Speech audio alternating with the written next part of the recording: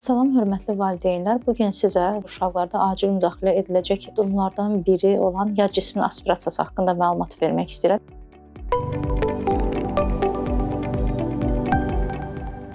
Yad cismin aspirasiyası nədir? Ağızda və yaxud da ki, burunda olan yad cismin nəfəs yoluna getməsidir. Əsasən uşaqlarda 6 aylı 3 yaş arasında rast gəlinir. Bu yaşlarda rast gəlməsinin səbəbi uşaqların əllərinə aldığı əşyaların, oyuncaqların, qidaların hər birinin ağza aparılması, yemək yeməklərini, oynamaqlarını qaçaraq, ağlayaraq, gülmək hərəkətlərlə icra etmələri və digər səbəblərdən də biri anatomik olaraq ağızda azı dişlərin hələ tamamlaşmamasıdır. Daha çox nələri görə bilərik tənəffüs yollarına düşməsində? Dənəli meyvələr ola bilər, nar, üzüm və yaxud da ki, meyvə çəyirdəyi ola bilər, qoz, fındıq, noxud və yaxud da ki, oyuncaqların kiçik bir hissəsi, qələm ucları nəfəs yollarına düşə bilər. Bu zaman düşən zaman qismən və tam tutulması ola bilər nəfəs yollarının. Bu zaman uşaqlar oynadığı zaman anidən ortaya çıxan öskürək, təngi nəfəslik, xırıltılı tənəffüs və yaxud da ki, huşun itməsi ola bilər. Burada edilən yanlışlardan biri odur ki, qismən tutulması zamanı uşaqlara hansısa bir yanlış pozisiyalarının verilməsi, addımların atılmasıdır. Bu zaman uşağa heç bir pozisiya vermədən